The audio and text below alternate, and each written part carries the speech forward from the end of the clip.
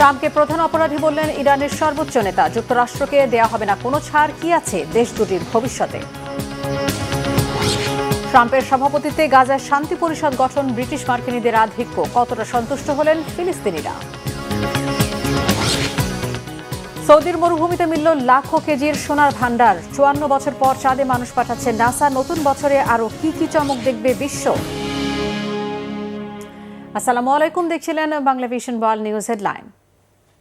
ইরানের সাম্প্রতিক বিক্ষোভে প্রাণহানি ও ব্যাপক ধ্বংসযজ্ঞের জন্য মার্কিন প্রেসিডেন্ট ডোনাল্ড ট্রাম্পকে প্রধান অপরাধী বলেছেন ইরানের সর্বোচ্চ নেতা আয়াতুল্লাহ আলী খামেনি। শনিবার এক ভাষণে ইরানের সর্বোচ্চ নেতা বলেন, অতীতে এ ধরনের বিশৃঙ্খলার জন্য দ্বিতীয় সারির রাজনীতিকরা জড়িত থাকত। ইরানের রাজধানী তেহরানে মাসব্যাপী সহিংস বিক্ষোভ আপাতত থিতিয়ে এলেও পরিস্থিতি এখনো পুরোপুরি স্বাভাবিক নয়। সরকারের কঠোর দমননীতি, আইআরজিসির অভিযান এবং গ্রেপ্তার প্রক্রিয়ার মধ্যে প্রাণ ফিরতে শুরু করেছে জনজীবনে। অন্যদিকে সম্ভাব্য মার্কিন সামরিক হামলা ঠেকাতে সৌদি আরব ও কাতার চালিয়েছে কূটনৈতিক তৎপরতা। ইরান বলছে শত্রুদের ষড়যন্ত্র ব্যর্থ হয়েছে, তবে অর্থনৈতিক সংকট অব্যাহত থাকায় নতুন অস্থিরতার আশঙ্কাও উড়িয়ে দেওয়া যাচ্ছে না। হাফিজুল ইসলামের ডেস্ক রিপোর্টে বিস্তারিত।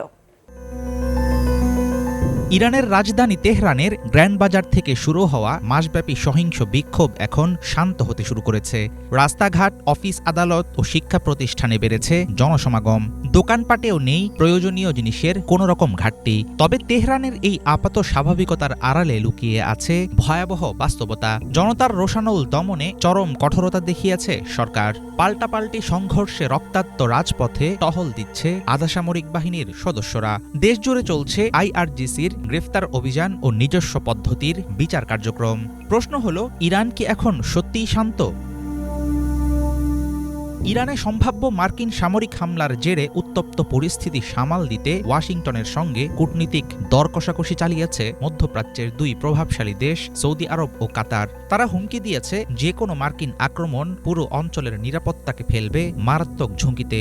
আরবদের হস্তক্ষেপে সরাসরি হামলা না করার সিদ্ধান্ত নিয়েছেন কিনা এমন প্রশ্নের জবাবে ট্রাম্প জানান, সম্প্রতি ৮০০ বিক্ষোভকারীর ফাঁসি স্থগিত করেছে ইরান, আর এটি একটি বড় বিষয়। দেশের পরিস্থিতি এখন সরকারের নিয়ন্ত্রণে। একই সঙ্গে ব্যর্থ হয়েছে শত্রুদের ষড়যন্ত্র। বর্তমান অবস্থা নিয়ে এভাবেই প্রতিক্রিয়া দেখালেন মিশরে নিযুক্ত ইরানি রাষ্ট্রদূত। সামাজিক অস্থিরতা এবং সহিংস কার্যকলাপ সঙ্গে ইরানি সমাজের অভ্যন্তরীণ সংঘাতের আলোচনার পরিস্থিতি সমাধান হয়েছে। যে ষড়যন্ত্র বা মতবাদ দেশের বাইরের প্রতিপক্ষ, বিশেষ করে মার্কিন যুক্তরাষ্ট্র এবং দখলদার ইসরায়েলি সরকার প্রচার করেছিল, সব এখন ধ্বংস হয়ে গেছে। শান্তিপূর্ণ বিক্ষোভ চলছে, কিন্তু সহিংসতা, অস্ত্র পাচার, হত্যাকাণ্ড এবং জননিরাপত্তার হুমকি এখন সম্পূর্ণভাবে থেমেছে। জাতীয় নিরাপত্তা বাহিনী, বিশেষ করে রেভলিউশনারি গার্ডের তত্ত্বাবধানে রয়েছে গোটা ইরান। রাজধানী তেহরান থেকে শুরু করে দেশের অন্যান্য শহরে আপাতত স্বাভাবিকতা বিরাজ করছে। বাজারঘাট, অফিস, আদালত, শিক্ষা প্রতিষ্ঠান আবারও সচল হতে শুরু করেছে। অস্থিরতা সৃষ্টি করে এর আড়ালে ইরানে হামলার নতুন সুযোগ খুঁজছিল যুক্তরাষ্ট্র ও ইসরায়েল, এমন দাবি ইরানি রাষ্ট্রদূতের। মার্কিন যুক্তরাষ্ট্রের সংশ্লিষ্ট পক্ষ এবং দখলদার ইসরায়েলি সরকারের মদতে সূক্ষ্মভাবে পরিকল্পিত একটি ষড়যন্ত্র চালানো হয়েছিল ইরানের বিরুদ্ধে। শত্রুরা নিজেদের সমস্ত সক্ষমতা ব্যবহার করে ইরানিদের মাঝে ব্যাপক হত্যাকাণ্ডের পরিস্থিতি তৈরির চেষ্টা করেছিল, যেন চরম বিশৃঙ্খলার মধ্য দিয়ে অভ্যন্তরীণ সংঘাত বা গৃহযুদ্ধের আগুন লাগে, আর সেই সুযোগে ইরানের ওপর নতুন করে আক্রমণ চালানো সহজ হয়। ইরানের সাম্প্রতিক আন্দোলন অনেকটা থিতিয়ে এসেছে ঠিকই, কিন্তু দেশটির রাজনৈতিক ও অর্থনৈতিক ভবিষ্যৎ নিয়ে গভীর অনিশ্চয়তার বিষয়টি আবারও সামনে আসলো। কঠোর দমননীতির মাধ্যমে এবার শক্ত হাতে পরিস্থিতি সামাল দিয়েছে খামেনি সরকার। কিন্তু চলমান অর্থনৈতিক সংকটের আশু কোনো সুরাহা না বের করতে পারলে ক্ষমতাসীন ইসলামী প্রশাসনের বিরুদ্ধে আবারও গড়ে উঠতে পারে নতুন কোনো আন্দোলন। হাফিজুল ইসলাম, বাংলাভিশন।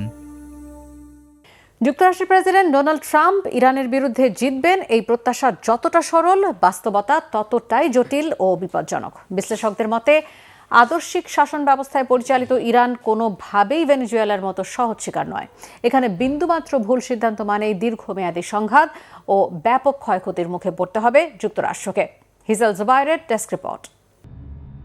ইরানের বিরুদ্ধে জয়লাভের চেষ্টা হতে পারে যুক্তরাষ্ট্রের জন্য সবচেয়ে বিপজ্জনক ফাঁদ, কারণ ইরান কোনো সহজ লক্ষ্য নয়। ট্রাম্পের ম্যাডম্যান পলিসি বা খ্যাপাটে কৌশলের বিপরীতে নিজের অস্তিত্ব রক্ষায় অপ্রত্যাশিত মাত্রায় বেপরোয়া হয়ে উঠতে পারে ইসলামী বিপ্লবের ইরান। সেক্ষেত্রে যুক্তরাষ্ট্রের জন্য এই লড়াইয়ে প্রবেশ করা মানেই আগুনে হাত দেওয়ার গুরুতর ঝুঁকি। ট্রাম্প বারবার দাবি করে আসছেন ইরানের বিরুদ্ধে তিনি জিততে চান এবং জিততে পারবেন, কিন্তু আন্তর্জাতিক রাজনীতি ও নিরাপত্তা বিশ্লেষকদের বড় একটি অংশ মনে করে এই প্রত্যাশা বাস্তবতার সঙ্গে সাংঘর্ষিক। আদর্শিক শাসন ব্যবস্থায় পরিচালিত, দীর্ঘদিন ধরে নিষেধাজ্ঞা ও চাপের মধ্যে টিকে থাকা ইরান অস্তিত্ব রক্ষার প্রশ্নে আপোষহীন। ফলে তাদের বিরুদ্ধে দ্রুত বা সহজ কোনো জয়ের পথ খোলা নেই। আল জাজিরার এক বিশ্লেষণে বলা হয়েছে, ইরানি সরকারের ওপর বড় ধরনের সামরিক হামলা চালানো হলে তার প্রতিক্রিয়া শুধু প্রতীকী হবে না, বরং তা হতে পারে গভীর, পরিকল্পিত ও দীর্ঘস্থায়ী।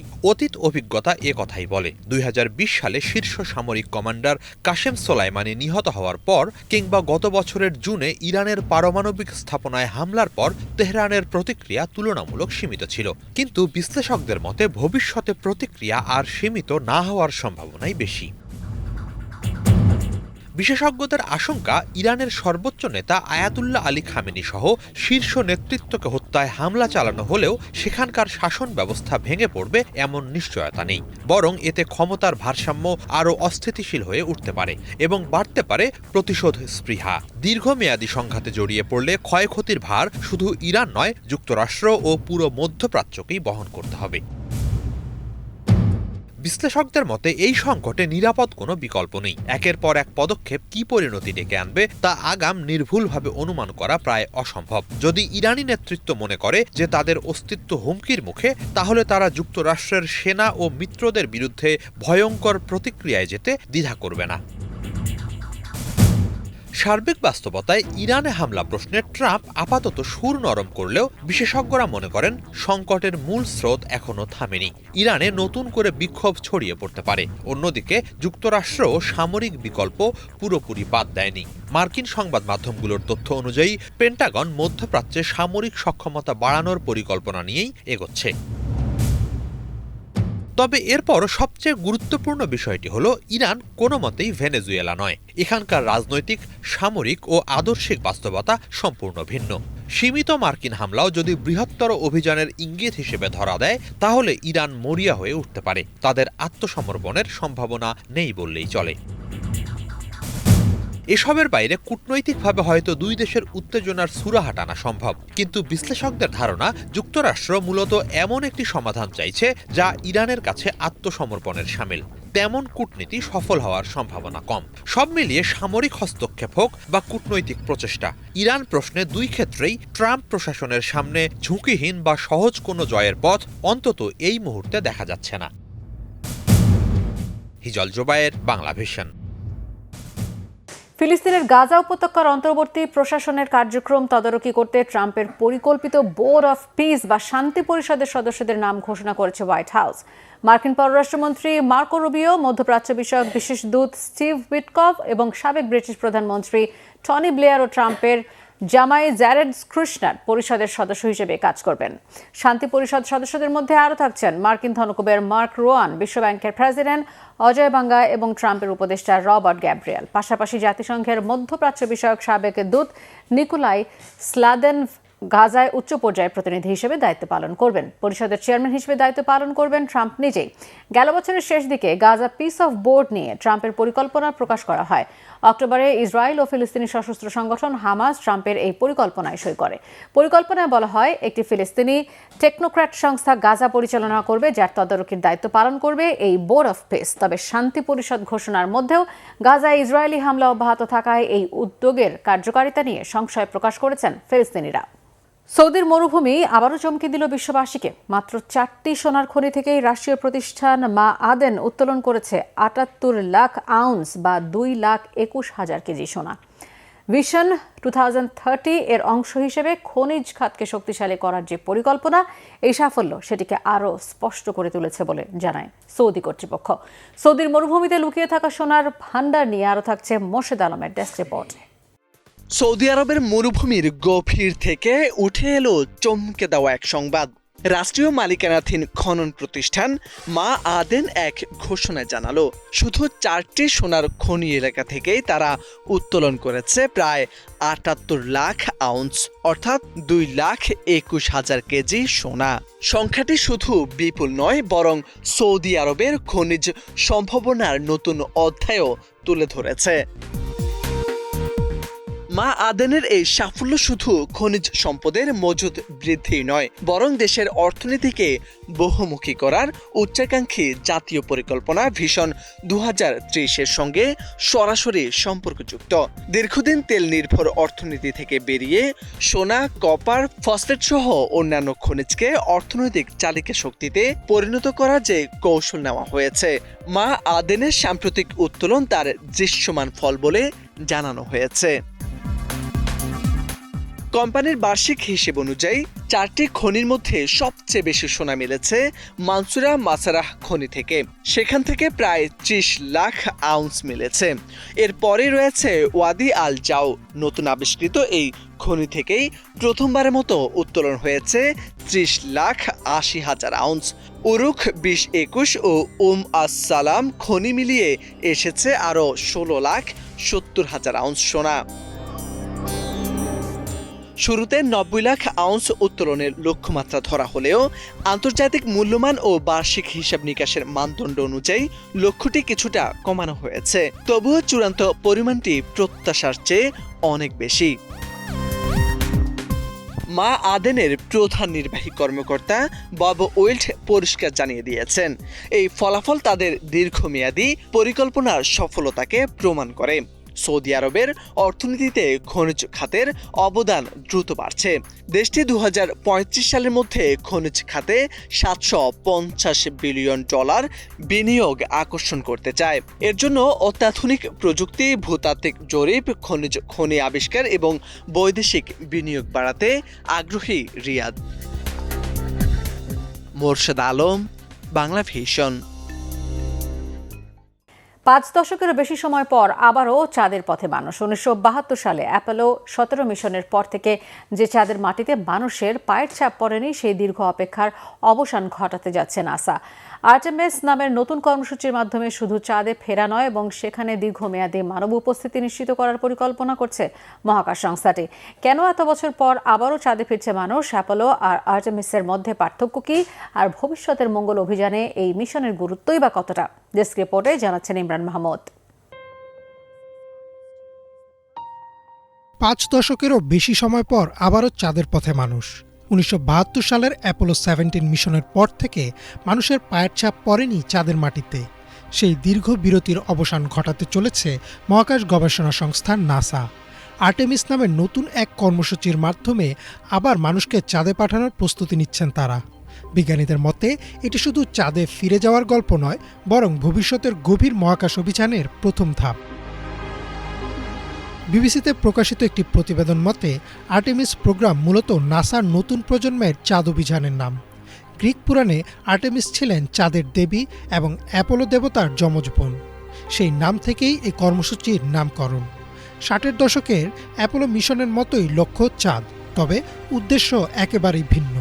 অ্যাপোলো ছিল মূলত প্রতিযোগিতার ফল, সোভিয়েত ইউনিয়নের সঙ্গে ঠান্ডা যুদ্ধের সময় শক্তি প্রদর্শনের একটি অংশ। আর আর্টেমিসের লক্ষ্য দীর্ঘমেয়াদে চাঁদে মানুষের উপস্থিতি নিশ্চিত করা এবং সেখান থেকে আরও দূরের গন্তব্য, বিশেষ করে মঙ্গল গ্রহের পথে এগোনো। মানুষ সর্বশেষ চাঁদে পা রেখেছিল 1972 সালের ডিসেম্বরে। সেই মিশনের নাম ছিল অ্যাপোলো 17। এরপর প্রযুক্তিগত সক্ষমতা থাকা সত্ত্বেও মানুষ আর চাঁদে যায়নি। এর পেছনে প্রধান কারণ ছিল খরচ। একটি চাঁদ মিশন পরিচালনা করতে বিপুল অর্থ প্রয়োজন হয়। পাশাপাশি তখন বিজ্ঞানীদের নজর ঘুরে যায় স্পেস স্টেশন, স্যাটেলাইট এবং রোবোটিক মিশনের দিকে। চাঁদে বারবার মানুষ পাঠানোর রাজনৈতিক ও বৈজ্ঞানিক আগ্রহ ধীরে ধীরে কমে যায়। আর্টেমিস প্রোগ্রাম অ্যাপোলো থেকে কয়েকটি জায়গায় আলাদা বলছে টাইমস অফ ইন্ডিয়ার বিশ্লেষণ। এবার শুধু কয়েকদিনের জন্য গিয়ে ফিরে আসা নয়, বরং চাঁদের দক্ষিণ মেরু অঞ্চলে দীর্ঘ সময় অবস্থানের পরিকল্পনা রয়েছে। এই এলাকায় বরফ থাকার সম্ভাবনা আছে, যা ভবিষ্যতে পানি, অক্সিজেন এবং জ্বালানি তৈরিতে কাজে লাগানো যেতে পারে। আর্টেমিস মিশনে প্রথমবারের মতো একজন নারী এবং একজন কৃষ্ণাঙ্গ নভোচারীকে চাঁদে পাঠানোর পরিকল্পনাও রয়েছে, যা মানব ইতিহাসে নতুন অধ্যায় যোগ করবে। Space.com-এ প্রকাশিত আরেকটি প্রতিবেদনে বলা হয়েছে, নাসা আশা করছে আর্টেমিস 2 মিশনে খুব শিগগিরই 4 জন নভোচারীকে চাঁদের চারপাশে ঘুরিয়ে আনা হবে। তারা চাঁদে নামবেন না, তবে এটি হবে মানুষের দীর্ঘ সময় পর চাঁদের কাছে ফিরে যাওয়ার প্রথম মানব মিশন। এরপর আর্টেমিস 3 মিশনে মানুষ আবার চাঁদের মাটিতে পা রাখবে। পরিকল্পনা অনুযায়ী এই অবতরণ হতে পারে 2026 বা 27 সালের দিকে, যদিও সময়সূচি কিছুটা পিছাতে পারে বলে বিজ্ঞানীরা স্বীকার করেছেন। খরচের দিক থেকেও আর্টেমিস একটি বিশাল কর্মসূচি। বিভিন্ন আন্তর্জাতিক গণমাধ্যমের হিসেব অনুযায়ী এই প্রোগ্রামের মোট ব্যয় প্রায় $90 বিলিয়ন বেশি হতে পারে। তবে নাসা বলছে এই বিনিয়োগ শুধু চাঁদের জন্য নয়, নতুন রকেট, মহাকাশযান এবং প্রযুক্তি ভবিষ্যতের মঙ্গল অভিযানে সরাসরি কাজে লাগবে।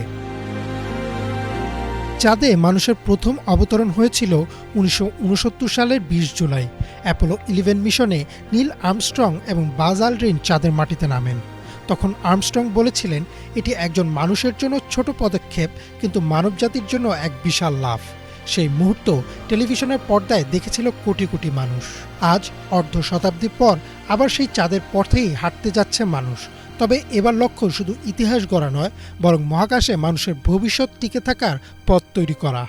আর্টেমিস যদি সফল হয়, তাহলে চাঁদ আর শুধু দূরের এক উজ্জ্বল গোলক থাকবে না, বরং সেটি হয়ে উঠবে মানবজাতির পরবর্তী মহাকাশ অভিযানের প্রথম ঘাঁটি। ইমরান মাহমুদ, বাংলাভিশন।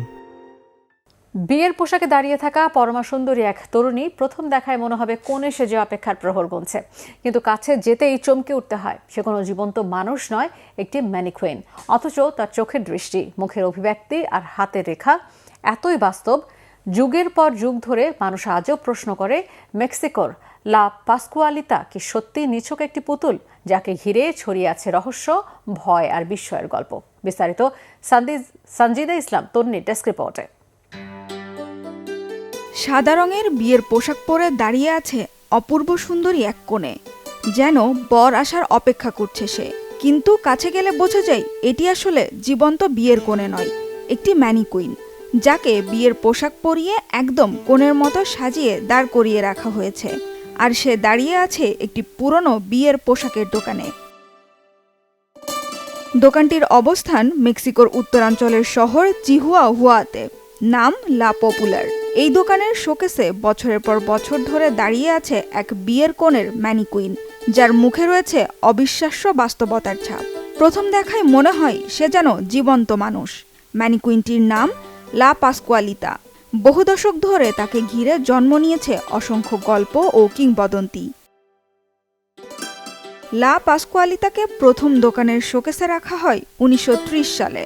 দোকানের মালিক নতুন বিয়ের পোশাক প্রদর্শনের জন্য এই ম্যানিকুইনটি আনেন, কিন্তু কিছুদিনের মধ্যেই স্থানীয় মানুষ খেয়াল করেন এটি আর 10টা সাধারণ ম্যানিকুইনের মতো একেবারেই নয়।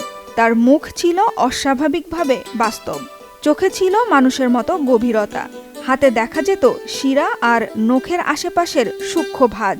ফলে গুঞ্জন শুরু হলো, এ কি সত্যিই কেবল একটি পুতুল, নাকি এটি দোকানের মালিকের মেয়ে পাসকুয়ালা অ্যাসপারজা, যিনি নাকি বিয়ের আগের দিন বিষাক্ত মাকড়সার কামড়ে মারা যান।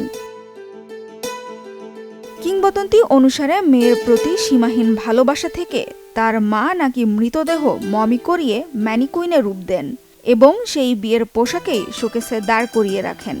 এই গল্পের পক্ষে লিখিত কোনো প্রমাণ নেই, কিন্তু মানুষের বিশ্বাসে ধীরে ধীরে এটি প্রায় সত্যে পরিণত হয়েছে। লা পাসকুয়ালিতার রহস্য সবচেয়ে বেশি প্রকাশ পায় তার চেহারাতেই। আঙুলের গাঁট, নখের স্বাভাবিকতা, মুখের কোমলতা সব মিলিয়ে মনে হয় সে যেন কোনো এক সময় শ্বাস নিত, কথা বলতো। দোকানের কর্মীরা জানান, দোকান বন্ধ থাকা অবস্থায় খুব সীমিত কয়েকজন ব্যক্তি ম্যানিকুইনটির পোশাক পরিবর্তন করেন। তাদের মধ্যে অনেকেই স্বীকার করেন এত বাস্তবসম্মত একটি ম্যানিকুইন কাছ থেকে দেখা বেশ অস্বস্তিকর। তবে দোকান কর্তৃপক্ষের দাবি এটি অত্যন্ত দক্ষ শিল্পীর তৈরি একটি ম্যানিকুইন, যার সঙ্গে মানবদেহের কোনো সম্পর্ক নেই।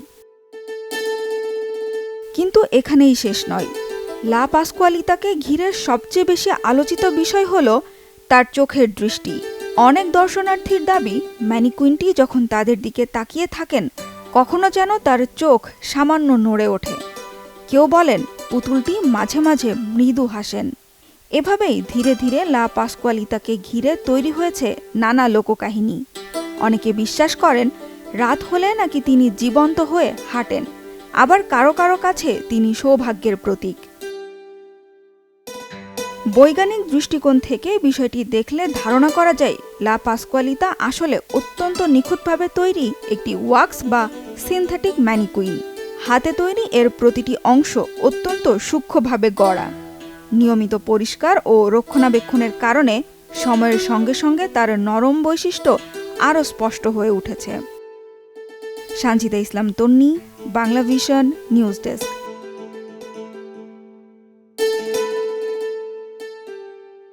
যুক্তরাজ্যের ওয়েলসে ওগমোর বিচে হঠাৎই রহস্যের ছায়া। কয়েকদিনের ব্যবধানে মিলেছে শতাধিক ভিক্টোরীয় যুগের জুতা। নোনা পানিতে জীর্ণ এসব জুতার উৎস নিয়ে চলছে দুই ভিন্ন ভিন্ন মতামত ও অনুসন্ধান। কারো দাবি ডুবে যাওয়া জাহাজের কার্গো থেকে, আবার কারো দাবি 50-60 বছরের পুরনো স্থানীয় মুচিদের ফেলা জুতা। কোথা থেকে এত জুতা এলো সে রহস্য উদ্ঘাটনের চেষ্টা করে যাচ্ছে দ্য বিচ একাডেমি CIC। বিস্তারিত থাকছে মোর্শেদ আলমের ডেস্ক রিপোর্টে। শান্ত সমুদ্রতীর হঠাৎই পরিণত হয়েছে রহস্যে। বেজ পরিষ্কার করতে গিয়ে স্বেচ্ছাসেবকরা একের পর এক রহস্যময় জুতার সন্ধান পেলেন। মাত্র কয়েকদিনের ব্যবধানে মিলেছে প্রায় 200টির বেশি পুরনো দামি জুতা। সবই ভিক্টোরীয় যুগের নকশার, অনেকটাই ক্ষয়ে যাওয়া, নোনা পানির দাগে জীর্ণ। কিন্তু এত পুরনো ও এত বিপুল সংখ্যক জুতা এক জায়গায় এলো কিভাবে? এখানে শুরু রহস্য। সেখানকার কয়েকজন প্রথম দেখাতে বোঝা যান এগুলো সাধারণ নষ্ট জুতা নয়, বরং শতাব্দী প্রাচীন অবশিষ্ট। তলার ধাতব হবনেল এবং গঠনে পুরনো ধাঁচ স্পষ্ট। স্থানীয়রা বহুদিন ধরে সমুদ্র তীরে পুরনো বুট জুতার দেখা পাওয়ার গল্প বলে আসছেন। তবে এবার সংখ্যার পরিমাণ দেখে বিস্মিত সবারই চোখ। স্থানীয়দের একটি পক্ষের ধারণা এগুলো এসেছে 19 শতকে ডুবে যাওয়া কার্গো জাহাজ ফ্লোরিক থেকে। ইতালি থেকে মালপত্র বহনকারী জাহাজটি সাউথ ওয়েলসের কাছে টাস্কার রকেটের সঙ্গে ধাক্কা খেয়ে ডুবে যায়।